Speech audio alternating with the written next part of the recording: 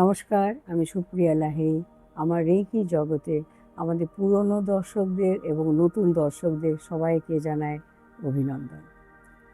পুরনো দর্শক যারা আছেন তারা আমাকে খুব খুব ভালোবাসা দিয়েছেন, আমার পাশে আছেন। তাই জন্য আমি খুব উৎসাহ পাই এগুলো করতে। এই যে আপনাদের সামনে এসে বসেছি, কেবল কিন্তু আপনাদের জন্য। কদিন ধরে দেখছেন আমি খালি পডকাস্ট নিয়ে ব্যস্ত ছিলাম, কিন্তু মনে হলো একটু আপনাদের সঙ্গে আমার বসা খুব দরকার, যারা এতদিন ধরে আমার সাথে আছেন। এবং নতুন দর্শক যারা এসছেন তাদেরকেও জানাই আমার রেকির জগতে অনেক অনেক স্বাগত।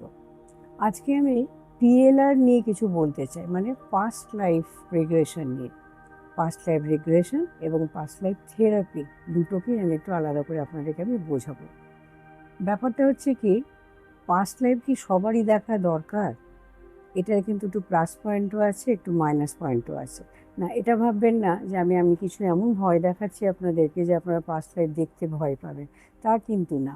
আপনাদের সুবিধের জন্য কয়েকটা কথা আমি বলতে চাই, একটু দেখুন, বুঝুন এবং ভাববেন যে আমি কথাটা কতটা ঠিক বললাম, আমি সেটাও জানতে চাই। পাস্ট লাইফ এখন এত সবাই দেখছে কেন, লোকেদের যখন দেখছে জ্যোতিষীরা নানা রকমভাবে আলোচনা করছেন, করে যখন কিছুই বুঝে উঠতে পারছেন না, তখন কিন্তু ওনারা বলে দিচ্ছেন এই জন্মের না, এটা আগের জন্ম থেকে আপনি ক্যারি করেছেন। স্বাভাবিক, মানুষের মাথাতে চিন্তাটা আসবে আগের জন্মে কী করেছিলাম, তখন দেখতে আসবেন। তবে একটা কথা বলে রাখি, আগের জন্মে কী করেছিলাম এটা তো খালি একটা জন্ম না, হাজার হাজার জন্ম। ওগুলোকে দেখি খুব কি দরকার দেখা? হ্যাঁ, যেটা এমন কিছু ঘটনা যেটা দেখার পরে এই জন্মে আপনি একটু সুরাহা পাবেন, আপনি একটু মাথা ঠান্ডা হতে পারবে, আপনি নিজে বুঝতে পারবেন যে হ্যাঁ, আমি আগের জন্মে এই দোষটা করেছিলাম বলে আমাকে এটা ভোগ করতে হচ্ছে, বলে আপনার মাথাটা নিশ্চয়ই একটু ঠান্ডাও হবে, একটু শান্তিও পাবেন।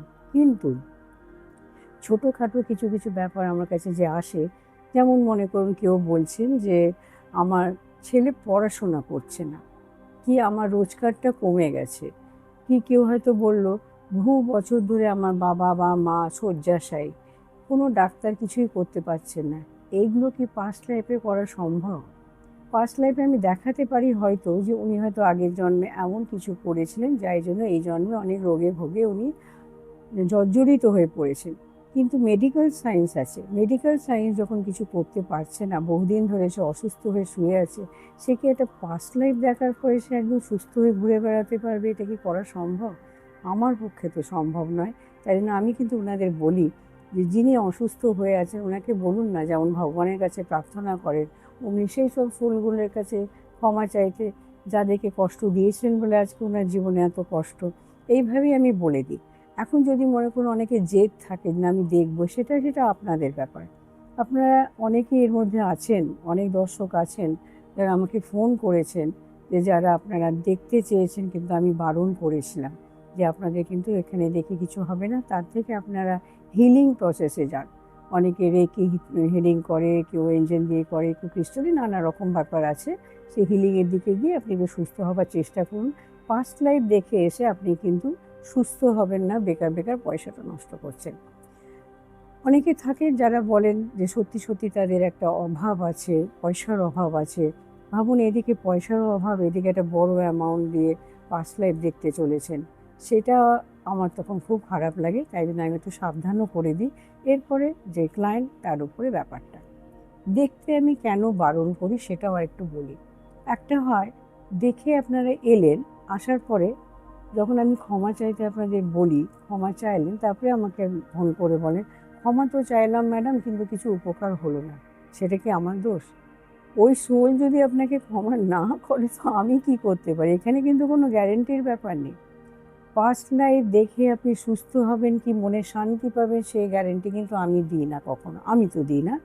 তাও আপনারা বলেন যে দেখবেন, সেটা আপনাদের বদান্যতা যে আপনারা ভালোবেসেছেন আমাকে, তাও আপনারা আমার কাছে একটা কোনো আশা নিয়ে দেখতে আসেন। আমি যতটা সম্ভব আমার পক্ষে আমি আপনাদেরকে প্রশ্নের জবাব পাওয়াবার চেষ্টা করে দিই। আর যদি প্রশ্নের জবাব না পান তখন আমি এক্সপার্ট 2-3 জন আমার মিডিয়াম আছে যাদেরকে দিয়ে আমি করাই। সেটাও আমি এক্সপার্ট এই জন্য বললাম কারণ এদেরকে আমি প্রায় বছর 4 ধরে তৈরি করেছি এইভাবে। সবাই কিন্তু মিডিয়াম হয়, সবাই কিন্তু দেখতে পায় না, এটাও কিন্তু মনে রাখবেন। তাই জন্য আমি কথাটা বললাম, আমার এক্সপার্ট কিছুজন আছেন স্টুডেন্ট, তাদেরকে দিয়ে আমি মিডিয়াম এর মাধ্যমে আমি দেখাই। আরেকটা ব্যাপার হয়, কেউ বলে আমার কোনো আত্মীয় মারা গেছে, আমি সেই ব্যক্তির সাথে দেখা করতে চাই, আমার কিছু প্রশ্ন আছে যে প্রশ্ন ওনার কাছে করতে চাই, আমাকে কি তার সঙ্গে দেখা করিয়ে দেবেন? হ্যাঁ, এটারও একটা আমরা করতে পারি। একটা কোনো পার্টিকুলার জায়গাতে আমরা ভাবি মেডিটেশনের মাধ্যমে তাকে নিয়ে যাওয়া হয়। নিয়ে যাওয়ার পরে সেই সোল কখনো জন্ম নিয়ে নিয়েছে, সে হয়তো এলেন না, কিংবা হয়তো তিনি আর আসতে ইচ্ছে করছেন না, তখনও এলেন না, এটাও হয়। আবার এসে দেখাও করে। কেউ কেউ তো দেখেছি মানে বেশি রীতিমতো বেশ গল্প করছেন, এই প্রবলেম সেই প্রবলেম কীভাবে সলভ করা যাবে, সেরকমও কিন্তু তার যিনি চলে গিয়েছেন তিনি এসে সেই জায়গাতে এসে অনেক কিছু সাবধানও করে দিয়েছেন, এটা করবে না ওটা করবে না বলে। আবার এমনও কেউ কেউ আছেন যারা এসে চুপ করে থাকেন, কিচ্ছু বলেন না। তখন আমাকে ক্লায়েন্ট বলে, কি আর দেখলাম বলুন, সামনে তো দেখলাম, কথা তো বললেন না। আপনি সামনে দেখতে পেলেন আপনার মৃত ব্যক্তিকে, 3D এফেক্টে দেখতে পেলেন, সুস্থ অবস্থায় দাঁড়িয়ে আছে দেখতে পেলেন, সেটাও তো আপনি খুশি হলেন না। কিন্তু আপনি বললেন আপনার সঙ্গে কথা বললেন না, সেটা তো আমার দোষ না। আপনি কথা বলাতে পারলেন না তার সাথে, আপনাকে হয়তো পছন্দ করছেন না, আপনার সঙ্গে তো দেখা করতে চাইছে না। আপনাকে আমি ওনাকে রিকোয়েস্ট করেছি বলে আপনার সামনে এলেন এবং আপনার সামনে কথা বললেন না, এটা তো আমার মন খারাপ হয়ে যায়। এরপরে সবথেকে যেটা ব্যাপার হচ্ছে, পাস্ট লাইফ দেখার সাথে সাথে আমরা যেটা করি সেটা হয় স্ক্যান করা। এখন আমরা কিন্তু সত্যি কথা বলতে, আমরা কথাটা আমি এই জন্য বলছি, আমি আমার স্টুডেন্টদেরকে দিয়ে স্ক্যান করাই। এটা নিয়ে একটু আলোচনা করি, এটা একটা আলাদা পার্ট।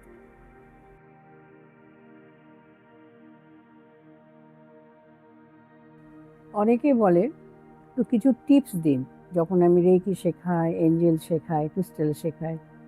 পাস্ট লাইফেও কিন্তু আমি একটা টিপস দিই, আবার সেটা বলছি। আমি একটা আগে বললাম না, সবারই কিন্তু পাস্ট লাইফ না দেখলেও চলে। কেন চলে সেটা একটু বলছি। আমি যে বলছি কথাটা, সেটা আপনারা কদিন করে দেখুন। না দেখলে আপনারা পাস্ট লাইফ না, আপনাদের উপকার হলে আপনারা আমার কাছে পাস্ট লাইফ করতে আসবেন। আপনারা আপনাদের এই জীবনে যে প্রবলেম আপনাদেরকে ফেস করতে হচ্ছে, ওটার কারণটা দেখার জন্যই তো আপনারা জানতে চাইছেন যে আমি পাস্ট লাইফে কী এমন অন্যায় কাজ করেছি। নিশ্চয়ই করেছেন। কার কাছে করেছেন? সেই লোকটার কাছে তো ক্ষমা চাইতে হবে, তাই না? আপনারা আরেকটা আমাকে কথা বলেন, হ্যাঁ ম্যাডাম, আমি না হোনোপোনোপো এটা আমি খুব করি, ভগবানের কাছে আমি খুব প্রার্থনা করি। কী করেন? সেই সোলটার কাছে কি করেন? ভগবানের কাছে বলে কী হবে? আর হোনোপোনোপোতে আপনি পৃথিবীতে কাকে বলছেন? আপনি যে প্রবলেমটা ফেস করছেন, তার জন্য যে আপনার কর্মফলটা, যাকে আপনি কষ্ট দিয়েছিলেন, সেই সোলকে মনে করে আপনি জানেন না, আমি জানি এরপরে আপনি একটা প্রশ্ন করবেন আমাকে, কাকে? সেটা আমিও জানি না, আপনিও জানেন না। হাজার হাজার বছর যে একজনকেই করেছেন তার কোনো মানে নেই, অনেককে করে থাকতে পারেন। সেই সোলের কাছে আমি মন থেকে প্রাণ থেকে ক্ষমা চাইছি, যে জন্য আজকে আমার জীবনে এত কষ্ট। তাহলে এই কষ্টটার জন্য যেই সোল, সেই সোলের কাছে চাইছেন, তাহলে সেখানে একটা হলো, সেই সোলের কাছে ক্ষমা চাইছেন।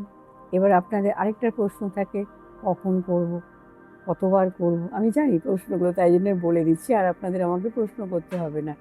সবথেকে ভালো হয় যদি রাত্রেবেলায় শুতে যাওয়ার আগে করেন। সেই সময় আপনি নিশ্চিন্তে থাকবেন, আপনার কোনো রকম টেনশন থাকবে না, থাকবে না, বুঝতে পারছেন। রাত্রেবেলায় শুতে যাওয়ার আগে মন দিয়ে করে শুয়ে পড়ুন। ঘুম থেকে উঠে সকালবেলাও হাজারটা কাজ থাকে আমাদের, সেই সময় আমরা ভুলে যাব, তাই জন্য ঘুম থেকে উঠে আপনি শুরু করে দিন প্রার্থনাটা করা, ওটাকেও করবেন। এটা কিন্তু ছেলে খেলা না, গড়গড় গড়গড় করে বলে দিলাম, লিখে দিলাম না। একদম যেন মনে হবে যে হ্যাঁ, আপনি কারো কাছে সত্যি সত্যি ক্ষমা চাইছেন। একই সময় তো এরকমও দেখা যায়, আমাকে অনেকে বলেছেন এই প্রার্থনা করতে করতে ওনাদের কান্না পেয়ে গিয়েছে। কান্না পেয়ে গেছে, কেন না কান্না পাচ্ছে, তখন ফিল করতে পারছে যে হ্যাঁ, আমি নিশ্চয়ই একটা কিছু করেছিলাম আমি, সেটা একটা শুরু হয়ে যায় ওদের মধ্যে একটা, এটা এই প্রার্থনাটা করবেন। আরেকটা হচ্ছে আপনার কাছে মানে আপনি কারো কাছ থেকে কষ্ট পেয়েছিলেন, তারা আপনার কাছে সরি চেয়েছে যারা, যারা আপনার কাছে ক্ষমা চেয়েছে আপনি তাদেরকেও বলুন, তুমি জ্ঞানত অজ্ঞানত আমাকে আমার উপরে যা তুমি ক্ষতি করেছো আমি তোমাদের সবাইকে ক্ষমা করে দিলাম, এটাও বলবেন। দুটো যদি বলতে পারেন, একটা হলো একজন ওদের কাছে ক্ষমা চাওয়া, আরেকটা হলো আপনার উপরে যারা অন্যায় করেছে তাদেরকে ক্ষমা করে দেওয়া। এই দুটোকে যদি মন দিয়ে করতে পারেন, আমি বলছি আপনি 10 থেকে 15 দিন আপনারা করে দেখুন। এরপরে যদি একটুও কোনো ফল না হয় তখন আমি আপনাকে নিশ্চয়ই পাস্ট লাইফ দেখাবো।